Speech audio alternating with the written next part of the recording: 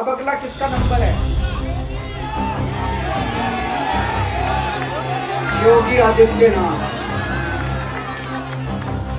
अगर ये चुनाव जीत गए, मेरे से लिखवा लो, 2 महीने के अंदर उत्तर प्रदेश का मुख्यमंत्री बदल देंगे। योगी आदित्यनाथ की राजनीति खत्म करेंगे, उनको भी निपटा देंगे। 10 मई को दिल्ली के मुख्यमंत्री अरविंद केजरीवाल ने जेल से बाहर आते ही अगले दिन ये विस्फोटक बयान दिया था, जिसके बाद पूरे देश में सियासी हलचल तेज हो गई थी। वो इसलिए कि बीजेपी में यूपी के CM Yogi Adityanath top 10 leaders में आते हैं। ऐसे में उनके बारे में इस तरह की भविष्यवाणी करना किसी के गले से नीचे नहीं उतर रहा था। उस वक्त केजरीवाल के इस बयान को लोगों ने हंसी में टाल दिया था, लेकिन आज इस बयान के मायने समझ में आ रहे हैं। एक बार फिर से उनका वो बयान सुनिए और समझिए कि वो क्या कहना चाहते थे। अगर ये चुनाव जीत गए, इन्होंने बीजेपी का एक नेता नहीं छोड़ा। आडवाणी जी की राजनीति खत्म कर दी इन्होंने, मुरली मनोहर जोशी की राजनीति खत्म कर दी, सुमित्रा महाजन की, शिवराज सिंह चौहान जिसने मध्य प्रदेश का चुनाव जीत के दिया इन लोगों ने, शिवराज सिंह चौहान ने उसको मुख्यमंत्री नहीं बनाया, उसकी राजनीति खत्म कर दी।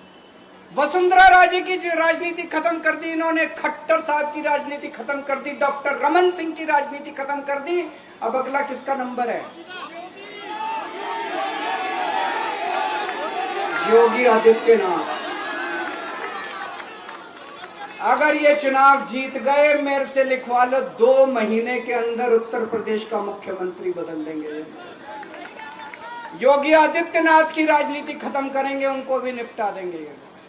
आप भी सोच रहे होंगे केजरीवाल ने ये बयान दिया था और जब वो वापस जेल में हैं, तो आज हम आपको ये बयान क्यों बार बार सुनवा रहे हैं। दरअसल खबर ही कुछ ऐसी है।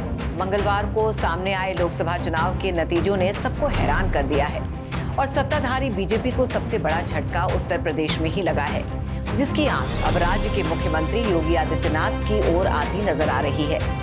माना यह जा रहा था कि यूपी में बीजेपी 80 में से कम 70 सीटें लेकर आएगी, लेकिन आई सिर्फ 33 सीटें। यहाँ तक कि समाजवादी पार्टी भी इस बार यूपी में बीजेपी से आगे निकल गई। इन सब बातों को देखते हुए सुगबुगाहट है कि यूपी में बीजेपी योगी फैक्टर की उपयोगिता पर विचार करने की तैयारी में है।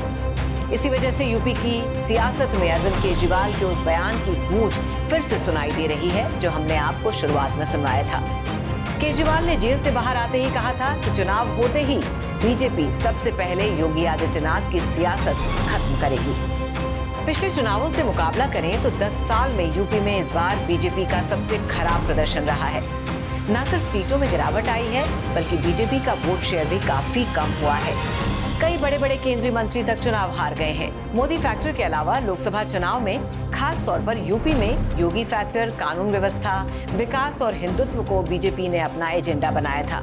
बीजेपी की पूरी कैंपेनिंग में इन सब की गूंज सुनाई देती रही थी, लेकिन अब लगता है कि यूपी में बीजेपी के लिए उपयोगी साबित नहीं हो पाए हैं योगी। खास बात ये रही कि इस चुनाव में यूपी की जनता ने योगी से ज्यादा यूपी के 2 लड़कों में विश्वास दिखाया है।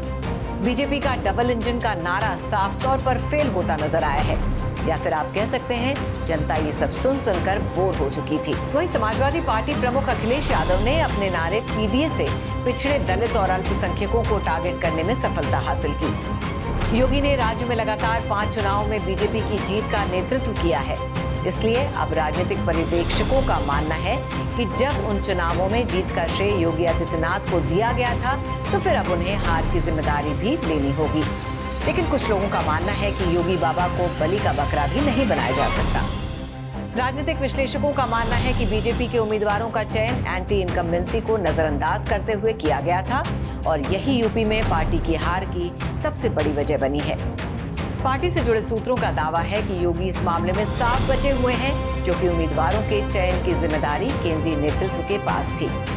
उम्मीदवारों के चयन में उनकी कोई भूमिका नहीं थी। इसके अलावा यूपी में कुछ नेता ऐसे भी थे जो अपने खिलाफ बढ़ते आक्रोश के बावजूद जीते हैं। इसके लिए मोदी फैक्टर के साथ साथ योगी आदित्यनाथ को भी श्रेय दिया जाना चाहिए।